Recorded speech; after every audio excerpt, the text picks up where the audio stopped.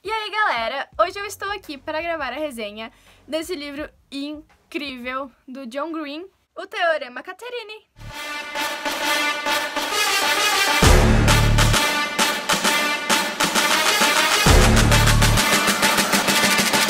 O Teorema Catherine é narrado em terceira pessoa, mas mostra ali o que está acontecendo com o Colin Singleton, que é um prodígio, ou no caso, ex-garoto prodígio. E ele explica a diferença entre um prodígio e um gênio. Um prodígio é quem aprende coisas com muita facilidade, muita rapidez e aprende muitas coisas em maior quantidade, mais rápido do que as outras pessoas. Já um gênio não só aprende as coisas, mas como ele também cria outras coisas. No livro mostra que o Colin ele tá muito ansioso para chegar ao momento eureka dele, que seria o momento em que ele teria uma grande descoberta revolucionária que tornaria ele um gênio. E eu já vou adiantando pra vocês aqui que o momento eureka dele tem completamente a ver com ele ter namorado 19 Catherines. Daí aqui no livro diz, por enquanto, o que faz a gente ter a ilusão incrível de que vai ter mais Catherine, que ele vai conhecer outras Catherines. Foi uma coisa assim, propaganda um pouquinho enganosa, que eu fiquei assim, o livro inteiro esperando outra Catherine aparecer.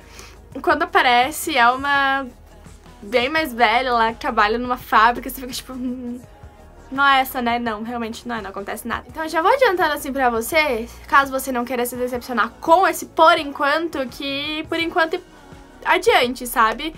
No livro ele não conhece outra Catherine, fica nas 19 mesmo. Aliás, nem são 19.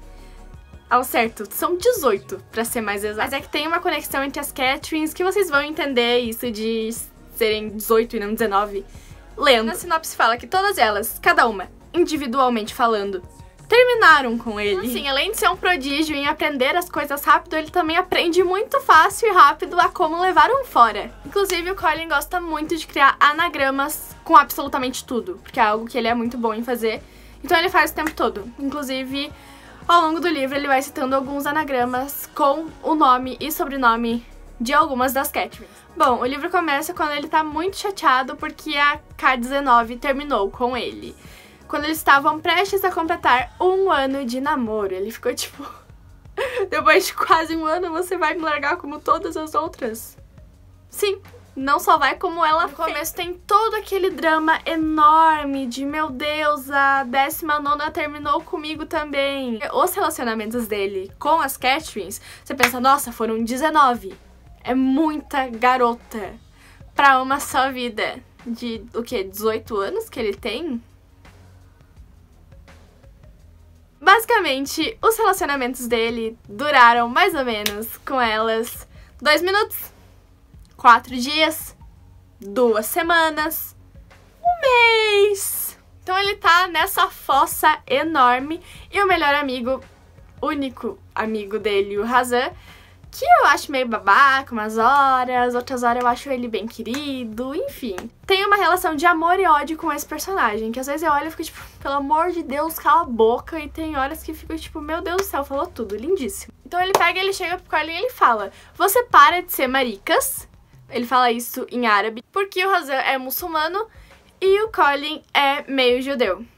No livro descreve o cabelo dele como sendo judeu afro, então deve ser essa mistura aí. Ao longo do livro eles fazem bastante piadinhas em relação a isso também. E ao fato de um ser bem magro, o Colin, e o Hazan se autodenominar o gordinho. Ele pega e ele fala pro Colin que é pra ele deixar de ser maricas, levantar do tapete, que ele tava enfiado no tapete, nem na cama era no tapete do quarto dele, que eles iam pegar a estrada, que eles iam se aventurar, viver aí pelo mundo, pra ele se distrair e tentar esquecer a Catherine 19. E assim eles começam a vagar no Rebecão de Satã, que é o nome do carro do Colin, sem destino nenhum, até que eles vão parar no Tennessee, onde o Colin vê uma placa falando que o arquiduque Francisco Ferdinando estava enterrado ali, numa cidadezinha chamada Good Shot, que quando eles perguntaram como chega lá, a moça da padaria, do posto, meu Deus do céu, eu não lembro onde é que eles pararam.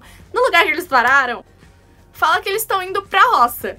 Tanto que ali no começo, quando apareceu a primeira personagem, o primeiro pensamento que eu tive, juro por Deus, foi literalmente, eu não acredito que depois de 19 Catherines, eles vão encontrar a ruiva da roça. Então, como o Colin é muito inteligente, ele já sabia. Ele já desconfiava que não era o arquiduque de verdade que estava enterrado ali. É revelado no final do livro quem realmente era, o porquê. Lá eles chegam, eles conhecem a Lindsay Lee Wills, que é basicamente a filha da dona de tudo da cidade. Tem uma fábrica que faz cordinhas para absorventes internos, que é basicamente a maior fonte de renda da cidade. Então, ela é a filha da proprietária. Ela leva eles pra conhecer esse túmulo, que é um passeio guiado e cobrado. Eu achei bem hilário, enquanto eu li, eu tava dando bastante risada, que nisso que eles estavam indo, o Colin tem alergia à grama. E quando eu tava falando da alergia da grama dele, do nada ele pega e tropeça em algum lugar, escorrega, nem lembro mais como que ele conseguiu cair e bater a cabeça numa pedra. E ali caído no meio do monte de sangue escorrendo pela testa dele, sem conseguir enxergar direito. Miopia é brabo, né? Entendo. Que ele teve um momento eureka dele. Que se ele já namorou com tantas Catherines e todas foram cada uma da sua forma, mesmo com cada detalhezinho, que seriam as variáveis, ele resolveu criar o Teorema da Previsibilidade das Catherines, que poderia prever todos os relacionamentos, poderia definir todos os relacionamentos. Na visão dele era isso que ele queria a princípio. E conforme o livro vai caminhando, a gente vê ele tendo as dificuldades e as ideias novas dele. Eles resolvem ficar em Good Church porque a Hollis, mãe da Lindsay, ofereceu que eles ficassem na casa dela e fossem pagos pra ir de morador em morador da cidade, contando a história da cidade a princípio. Só contando sobre tudo. Depois ela deu 4 perguntas pra eles irem fazendo de um por um, pra gravar fitas e depois ela poder mostrar pros descendentes dela como a cidade era naquela época. Conforme o verão vai passando, a principal prioridade do Colin é desenvolver esse teorema. E uma coisa que eu achei muito massa é que um amigo do John Green, o Daniel Biss, professor assistente da Universidade de Chicago e pesquisador, colaborador do Instituto Clay de Matemática. Ali no final do livro tem toda a explicação sobre como o teorema do Colin funciona, com todas as variáveis, as fórmulas ali, pra quem quiser entender. Eu não entendi nada, sabe? Tipo, se me pedir pra fazer, eu não vou conseguir, mas achei genial mesmo assim. Também conta no livro ali a história de todas as 19 Catherines, o que aconteceu com cada uma delas, como foi o namoro ali. Dá uma resumida pra gente. Mas isso só acontece no final do livro. E ele tá contando depois que ele aprende a contar a história, porque no início ele não sabia, ele começava contando uma coisa, daí ele ligava em outra. Ele começa contando uma história pra Lindsay, uma aleatória. E ela chega a comentar que é engraçado ver como é que a cabeça dele funciona. Porque ele liga uma coisa na outra que ninguém mais faz associação. Então, isso faz com que ele se torne bem mais inteligente do que a maioria das pessoas por conseguir absorver tanta coisa. Mas é tanta coisa que focar em um só ponto principal pra contar pras outras pessoas só sobre aquele assunto também acaba se tornando mais difícil pra ele. Mas enfim, se você quiser saber a história de todas as Catherines, você vai ter que ler o livro até o final e me contar depois o que você achou. E a gente vê o quanto que o Colin amadurece muito, tipo, muito mesmo. Desde o início do livro até o final. E o que eu gosto também é que não é uma coisa tão longe da realidade adolescente, assim. Eu sou uma pessoa que eu gosto muito de drama adolescente, clichê e tudo mais.